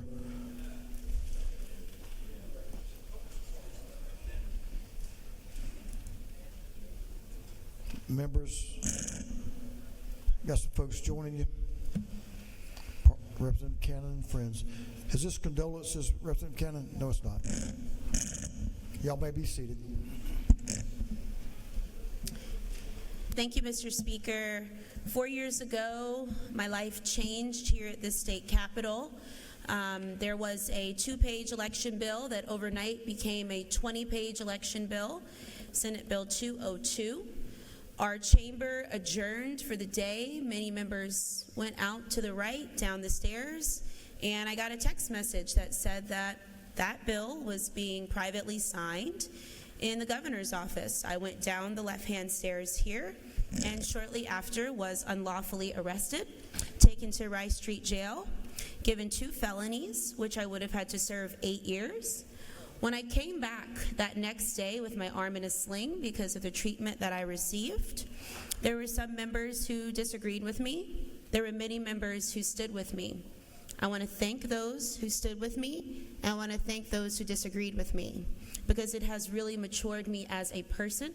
It has helped me to understand that I am in this work for good trouble. I'd like to thank Dr. King and his family. His family actually came and walked me back into the state capitol. There were a number of community members who wore shirts and came and lined the halls so that I felt safe that day coming in the state capitol. And even right now, as we speak with John Lewis up in heaven, I can hear him being so proud of me on that day. He used to always say, "Park, you're so young. Park, you're doing it. Park, keep going. Park, keep the fight. Keep the spirit." And so today I come to you to let you know I started a phrase then on which I knocked on that door, that we will keep knocking. And I hope that you too find a way to keep knocking in your community. Sometimes those doors shut in front of you, and sometimes they open.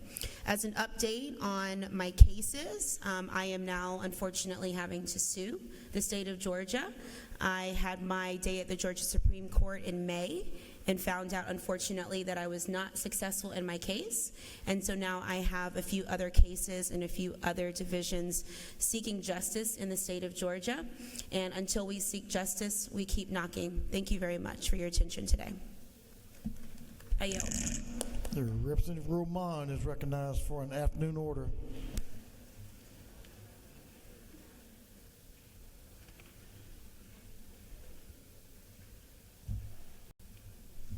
And friends. Thank you, Mr. Speaker. Colleagues, I grew up here, and words like liberty and freedom and protection from tyranny actually deeply mean something to me personally. They're not rhetorical devices I use to appeal to the other side. They are actually things I grew up sincerely and deeply holding as a priority in my life. And after today's conversation, it made me kind of realize we are in a bubble right now, because next week session ends, and so we're all trying to get our bills done, and I get that. But right now around the country, there are people who, when they are walking down the street, are being approached by masked, unidentified people, put into unmarked cars and disappeared, sometimes for weeks on end. This is not an exaggeration. Many of you have spoken to me about various policies as it relates to immigration enforcement and reassured me that whatever we do here is all about getting the criminals.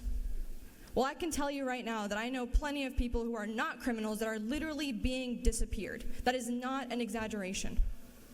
And in addition, those that we know of are legally here under visas, under green cards. And the administration has explicitly said they are not charging them with crimes.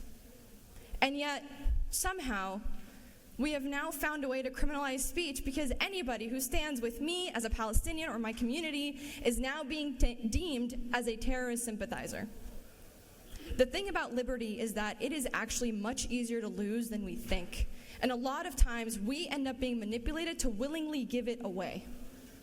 So today I was frankly inspired to come do this afternoon order last minute, because I really sincerely hope that in our weirdly sort of media-driven world, that we can for once look and critically assess the decisions being made with our support and what they could mean across the board, and, as I always say, the unintended consequences.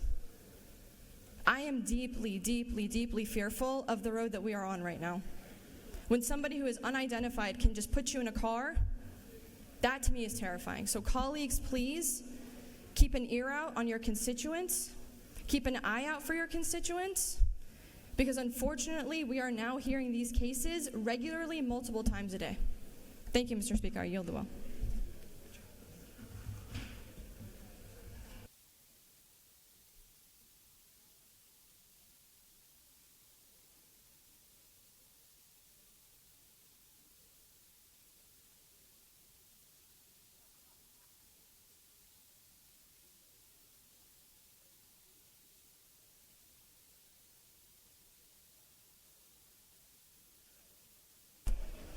That completes our afternoon orders.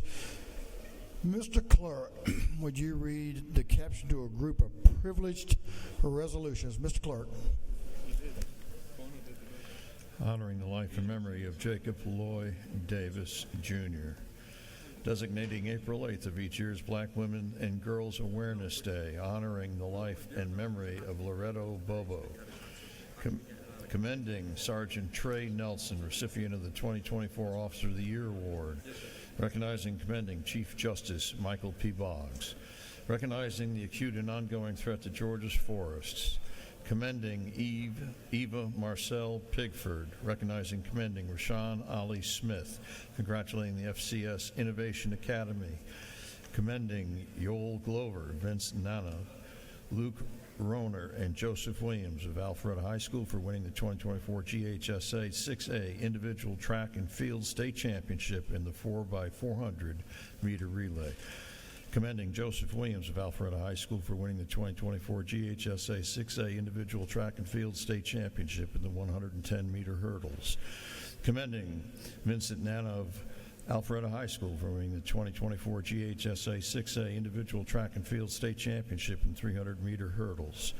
Commending the Alpharetta Raiders volleyball team for winning the 2024 GHSA 6A Volleyball State Championship. Commending the Fellowship Christian Ladies varsity soccer team for winning the 2024 GHSA 2A Girls Soccer State Championship. Commending the Roswell Hornets boys lacrosse team for winning the 2024 GHSA 5A 6A Boys Lacrosse State Championship. Commending the Milton Lady Eagles lacrosse team for winning the 2024 GHSA 7A Girls Lacrosse State Championship. Commending the Milton Eagles boys golf team for winning the 2024 GHSA 7A Boys State Golf Championship. Commending the Milton Eagles football team for winning the 2024 GHSA 5A State Football Championship. Commending the Milton Eagles boys cross-country team for winning the 2024 GHSA 5A Boys Cross-Country State Championship. Recognizing and commending Daniel O'Connor for his service in redistricting and celebrating in his birthday. Recognizing and commending Mark Ammerman upon his retirement. Recognizing and commending a certain lady for her outstanding dedication and accomplishments in golf, including her remarkable achievement of a hole-in-one and her commitment to inspiring the next generation of leaders. Recognizing the Agritech Solutions Program in Clayton County Public Schools. Recognizing and commending William Bam Sparks for his outstanding contributions to branding, strategic partnerships, and cultural innovation in Atlanta and beyond. Recognizing and commending Pastor Troy for his outstanding contributions to Atlanta's musical sound.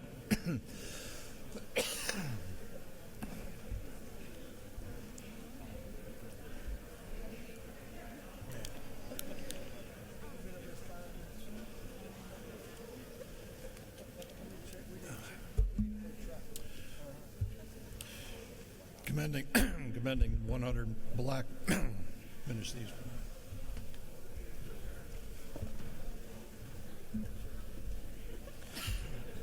Commending the 100 Black Men of South Metro Atlanta and recognizing March 28, 2025 as Community Wellness Day at the Capitol. Recognizing the Agritech Solutions Program in Clayton County Public Schools. Recognizing and commending William Bam Sparks for his outstanding contributions to branding, strategic partnerships, and cultural innovation in Atlanta and beyond. Recognizing and commending Pastor Troy for his outstanding contributions to Atlanta's musical sound, culture, and his lasting impact on the global music industry. Recognizing and commending Jaceel Amon Robinson, known professionally as Young Jock, to his outstanding contributions to Atlanta's musical legacy. Recognizing and commending Kilo Ali for his outstanding contributions to Atlanta's musical sound, culture, and his lasting impact on the global music industry. Recognizing and commending Charles Black for his outstanding contributions to civil rights, education, and community service, and for other purposes. That completes the reading of the privilege resolutions.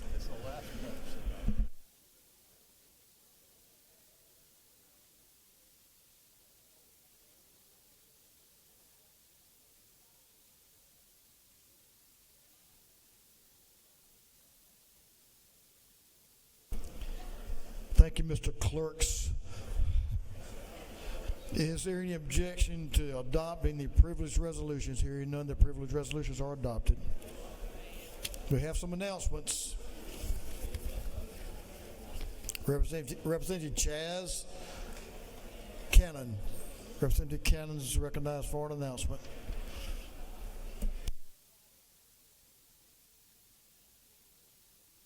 Thank you, Mr. Speaker. I'm here just to let you know about this. You got an email about this from the Sportsman's Caucus. We don't collect dues every year. We do have a raffle. And the raffle this year is for a nice Mossberg over-under shotgun and also a nice FN 10mm handgun. We only have 200 tickets. Only about 100 remain. They're $20 per ticket. If you're interested in coming getting a raffle ticket, please let me know. Take check, cash, or Venmo. Thank you very much. I appreciate it. Thank you, Mr. Speaker. When's the drawing? We'll draw on signing die, Mr. Speaker. Gotcha. Thanks, Representative Cannon. Chairman Tyler Paul Smith is recognized for an announcement. Thank you, Mr. Speaker. Your House Judiciary Non-Civil Committee will meet 30 minutes upon adjournment. 30 minutes upon adjournment. Thank you, Mr. Speaker. Chairman Alan Powell recognized for an announcement. Members of the House of Regulated Industries, we're going to meet after Chairman Anderson's committee meets. He says his meeting will probably take about 30, 40 minutes. So if y'all could please be there. We're going to abbreviate it, pass a substitute to the bill we started yesterday. And if you come, I'm going to give you a special drink called a hemp-based CDB.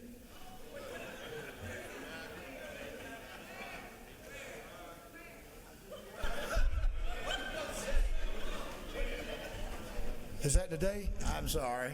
It'll be in LOB 406, and I hadn't had one of them yet.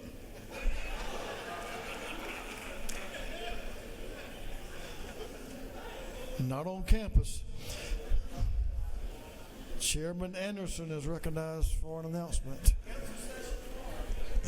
We will be offering no drinks in this committee meeting, but Governmental Affairs will meet upon adjournment in CLOB 406, and as the chairman said, it should be a quick meeting. We've got 3 bills to take up. They've all been presented in our committee and others, so please be there. Thank you. And that might be the new way to get people to attend. Who knows? Chairman Hilton recognized for an announcement. Thank you, Mr. Speaker. You've been waiting long. It's the committee information audits. We are having our organizational meeting tomorrow, 9 a.m. at 506 CLOB. No hemp drinks, but we'll have a special prize for you. So come on, 506 CLOB, 9 a.m. tomorrow. Thank you. It's about time you had an organizational meeting. I was wondering what was going on. I mean, yeah. Chairman Todd Jones is recognized for an announcement. Thank you, Mr. Speaker. The Technology and Infrastructure Innovation Committee will be meeting tomorrow morning at 8:30 at 515 CLOB. That's TII tomorrow morning, 515 CLOB. See you there. Thank you.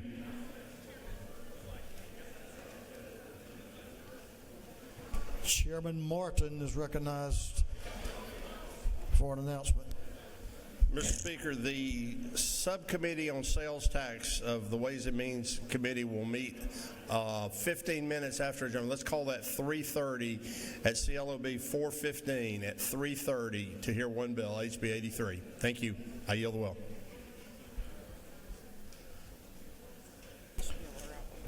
Chairman Gunther. Thank you, Mr. Recognized. Speaker. Sorry. Okay. The Judiciary Committee, House Judiciary Committee will have a meeting upon adjournment tomorrow. It's one bill. Hopefully it won't take too long and we can all get home. Thank you. Chairman Lumsden. Recognized for an announcement.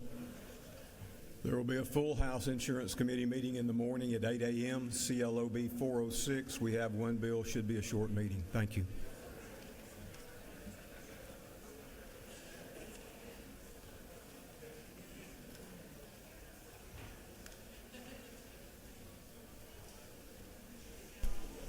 That completes our announcements. We do have a birthday today. The man on the aisle back there representing Joseph Gullett. Chairman Gullett has a birthday. Happy birthday, brother.